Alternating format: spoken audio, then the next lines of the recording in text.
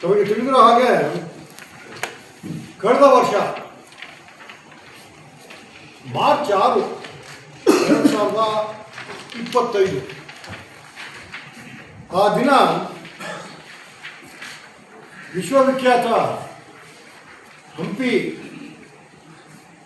ಈ ಪ್ರದೇಶದಲ್ಲಿ ಆನೆಗುಂದಿಗೆ ವಿದೇಶಿ ಮೂಲದ ಇಬ್ಬರು ಪ್ರವಾಸಿಗರು ಬಂದಿರ್ತಾರೆ. ಅವರು ಅಲ್ಲಿ ಒಂದು ಹೋಮ್ ಸ್ಟೇಯಲ್ಲಿ ತಂಗಿರ್ತಾರೆ. ಎಲ್ಲ ದಿನ ಎಲ್ಲ ಬಹಳ ನಾರ್ಮಲ್ ಆಗಿ ಆಗ್ತದೆ. ಸಾಯಂಕಾಲ ಅವ್ರಿಗೆ ಯಾರು ಆ ಹೋಮ್ ಸ್ಟೇ ಆಯೋಜಕರಿದ್ರು ಅವರು ಇಲ್ಲಿ ಒಂದು ಬಹಳ ಪ್ರಶಾಂತವಾದ ಸ್ಥಳ ಇದೆ, ಇಲ್ಲಿ ಸ್ಟಾರ್ ಗೇಜಿಂಗ್ ಮಾಡೋಣ ಅಂತ ಹೇಳ್ತಾರೆ. ಆ ನಿಟ್ಟಿನಲ್ಲಿ ಅವರು 2 ಟೂ ವೀಲರ್ಸ್ನಲ್ಲಿ 5 ಜನ, 2 ಮಹಿಳೆಯರು, 3 ಜನ ಪುರುಷರು, ಇವರು ಅಲ್ಲಿ ಬಹಳ ಒಂದು ಪ್ರಶಾಂತವಾದ ಸಾಣೆಕೆರೆ ಪ್ರದೇಶಕ್ಕೆ ತೆರಳಿ ಅಲ್ಲಿ ತುಂಗಭದ್ರಾ ಒಂದು ಕೆನಾಲ್ ಇರ್ತದೆ, ಅಲ್ಲಿ ಬಹಳ ಪ್ರಶಾಂತವಾಗಿ ಒಂದು ಗಿಟಾರ್ ತಗೊಂಡು ನೋಡಬೇಕು ಅಂತ ಸುಮಾರು ರಾತ್ರಿ 11-11:30 ಸಮಯದಲ್ಲಿ ಅಲ್ಲಿ ಹೋಗ್ತಾರೆ. ಅಲ್ಲಿ ಹೋಗಿ ಅವ್ರ ಪಾಡಿಗೆ ಅವರು ಆಸ್ವಾದನೆ ಮಾಡ್ತಾ ಇರ್ತಾರೆ. ನೈಸರ್ಗಿಕ ಒಂದು ಬಹಳ ಆಹ್ಲಾದಕರವಾದ ಒಂದು ವಾತಾವರಣದಲ್ಲಿ ಅವರು ಇದ್ದಾಗ 3 ಜನ ಏಕಾಏಕಿ ಬಂದು ಅವರನ್ನ ಹಣಕ್ಕಾಗಿ ಪೀಡಿಸಲು ಪ್ರಾರಂಭ ಮಾಡ್ತಾರೆ. ಹಣಕ್ಕಾಗಿ ಪೀಡಿಸ್ತಾರೆ. ಆಗ ಈ ಗುಂಪು ಇರ್ತದೆ, ಅವರು ಬೇಡಪ್ಪ ನಮಗೆ ತೊಂದರೆ ಕೊಡಬೇಡಿ, ನಮ್ಮ ಪಾಡಿ ನಾವು ಇದ್ದೀವಿ, ಇದು ತಪ್ಪು ಅಂತ ಹೇಳ್ತಾರೆ. ಆದ್ರೂ ಅವರು ಪೀಡಿಸಿದಾಗ ಒಂದು 20 ರೂಪಾಯಿ ಕೊಡ್ತಾರೆ, ಆಯ್ತು ಹೋಗಿ ಅಂತ. ಆದರೆ ಈ ದುಷ್ಕರ್ಮಿಗಳ ತಂಡ ಇರ್ತದೆ, ಹೋಗದಲ್ಲೇ ವಾಗ್ವಾದಕ್ಕಿಳಿದು ದೈಹಿಕ ಹಲ್ಲೆ ನಡೆಸಿ ಇದು ತಾರ್ಕಕ್ಕೆ ಏರಿದಾಗ ಆ ಗುಂಪಿನಲ್ಲಿದ್ದ 3 ಜನ ಪುರುಷರನ್ನ ಆ ತುಂಗಭದ್ರಾ ನಾಲೆ ಇದೆ, ನಾಲೆಗೆ ತಳ್ಳಿಬಿಡ್ತಾರೆ. ನಾಲೆಗೆ ತಳ್ಳಿ ಅತ್ಯಂತ ಅಮಾನವೀಯವಾಗಿ ಅಲ್ಲಿದ್ದ 2 ಮಹಿಳೆಯರ ಮೇಲೆ ದೈಹಿಕ ಹಲ್ಲೆ ನಡೆಸಿದ್ದು ಮಾತ್ರ ಅಲ್ಲದೆ ಅವರ ಮೇಲೆ ಬಲಾತ್ಕಾರ ಮಾಡ್ತಾರೆ. ಇದೊಂದು ಬಹಳ ಅನ್ಫಾರ್ಚುನೇಟ್ ಇನ್ಸಿಡೆಂಟು. ಇದಾದ ಮೇಲೆ ಪಾಪ ಅವರು ಟೋಟಲಿ ಶಾರ್ಟೆಡ್ ಇರ್ತಾರೆ ಈ ಗುಂಪು. ಅದರಲ್ಲಿ 2 ವಿದೇಶಿ ಪ್ರಜೆಗಳಿದ್ದಾರೆ, ಅವ್ರಿಗೆ ಏನು ಗೊತ್ತಿಲ್ಲ. ಇನ್ನೂ 3 ಜನ, ಅದರಲ್ಲಿ ಪುರುಷರು 3 ಜನ ನಾಲೆಗೆ ಬಿದ್ದಿದ್ದಾರೆ. Totally helpless kind of a condition. Somehow luckily ಇದು ಇಮಿಡಿಯೇಟ್ ಆಗಿ ಸ್ಥಳೀಯರಿಂದ ಕೆಲವೇ ಕ್ಷಣಗಳಲ್ಲಿ ನಮ್ಮ ಪೊಲೀಸ್ ಅಧಿಕಾರಿಗಳಿಗೆ, ಠಾಣೆಗೆ ಗೊತ್ತಾಗ್ತದೆ. ಅಲ್ಲಿಂದ ನಡೆದ ಈ ಘಟನಾವಳಿ ಒಂಥರ ಯಾವುದೇ ಕಥಾನಕಗಳಿಗೆ ಕಡಿಮೆ ಇಲ್ಲ.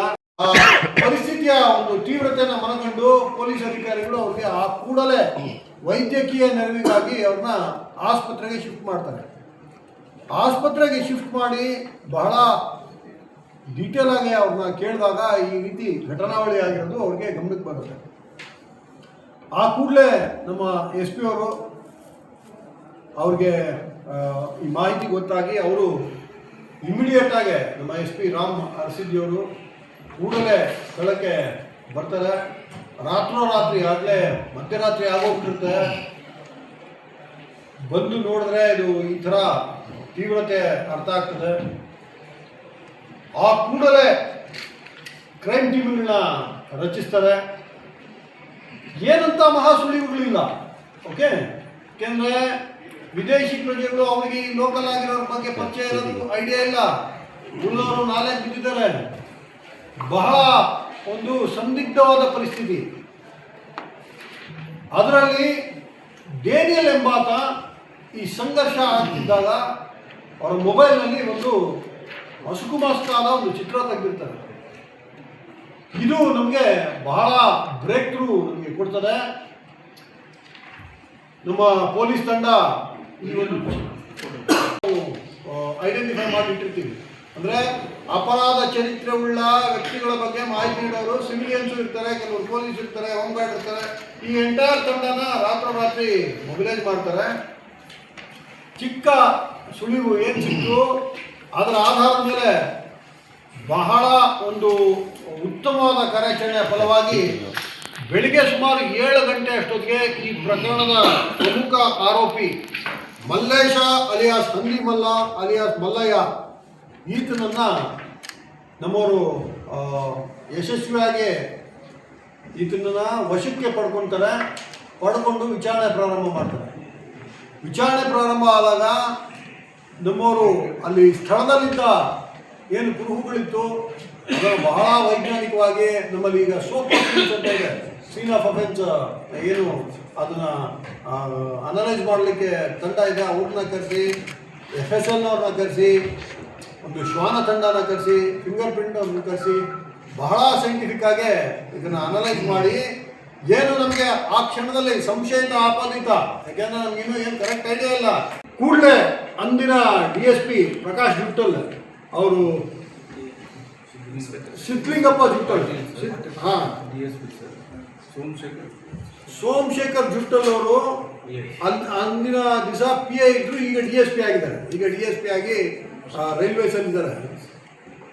ಸೊ ಇವರಿಬ್ಬರಿಗೆ ಮಾಹಿತಿ ಬರ್ತದೆ. ಮಾಹಿತಿ ಬಂದ ಕೂಡಲೇ ಸ್ಥಳಕ್ಕೆ ಧಾವಿಸ್ತಾರೆ. ಸ್ಥಳಕ್ಕೆ ಧಾವಿಸಿದಾಗ ಏನು ಈ ವಿಕ್ಟಿಮ್ಸ್ ಇರ್ತಾರೆ ಒಂದು ಥರ ಶಾಕ್ನಲ್ಲಿ ಇರ್ತಾರೆ. ಸಂಪೂರ್ಣ ಮಾಹಿತಿ ಅವ್ರಿಗೆ ಆ ಕ್ಷಣದಲ್ಲಿ ನೀಡೋ ಪರಿಸ್ಥಿತಿಯಲ್ಲಿ ಅವ್ರು ಇರೋಲ್ಲ. ಕೇವಲ ಒಂದು ಹಲ್ಲೆ ಬಗ್ಗೆ ಮಾಹಿತಿ ಕೊಡ್ತಾರೆ. ಆಗ ನಮ್ಮ ಪೊಲೀಸ್ ಅಧಿಕಾರಿಗಳು ಇವನೇ ಮಾಡಿದ್ದು ಐಡಿಯಾ ಇಲ್ಲ. ಈ ಎಲ್ಲ ಸಾಕ್ಷ್ಯಾಧಾರಗಳನ್ನ ತಾಳೆ ಹಾಕಿ ಒಂದು ಕ್ವಿಕ್ಕಾಗಿ ಒಂದು ಕ್ವಶನರ್ ರೆಡಿ ಮಾಡ್ಕೊಳ್ತಾರೆ. ಏನು ಕೇಳಬೇಕು ಈ ಸಂಶಯಿತ ಆಪಾದಿತನ ಅಂತ ಕ್ವಶನರ್ ಹಾಕಿ ಒಂದೊಂದಾಗಿ ನಾವು ನಮ್ಮಲ್ಲಿದ್ದ ಸಾಕ್ಷ್ಯಾಧಾರಗಳನ್ನ ಕ್ರಾಸ್ ಮಾಡ್ತಾ ಹೋದಾಗ ಒಂದು ಪಾಯಿಂಟ್ನಲ್ಲಿ ಈ ಆರೋಪಿ ತಪ್ಪು ಒಪ್ಕೊಂಡು ಒಂದು ಮಿನಿಮಲ್ ಇನ್ಫಾರ್ಮೇಷನ್ ಕೊಡ್ತಾನೆ. ಕಂಪ್ಲೀಟ್ ಮಾಹಿತಿ ಕೊಡಲ್ಲ. ಆ ಕ್ಷಣದಲ್ಲಿ ಒಂದು ಮಿನಿಮಲ್ ಇನ್ಫಾರ್ಮೇಷನ್ ಕೊಡ್ತಾನೆ. ಆ ಏನು ಮಿನಿಮಮ್ ಇನ್ಫಾರ್ಮೇಷನ್ ಆಧಾರದ ಮೇಲೆ ಇಮಿಡಿಯೇಟ್ ಆಗಿ ನಮಗೆ ಗೊತ್ತಾಗುತ್ತೆ ಒಬ್ಬ ಆರೋಪಿ ಇಲ್ಲೇ ಸ್ಥಳೀಯವಾಗಿದ್ದಾನೆ, ಇನ್ನೊಬ್ಬ ಇರೋದು ಡೌಟ್ ಅಂತ ಗೊತ್ತಾಗುತ್ತೆ.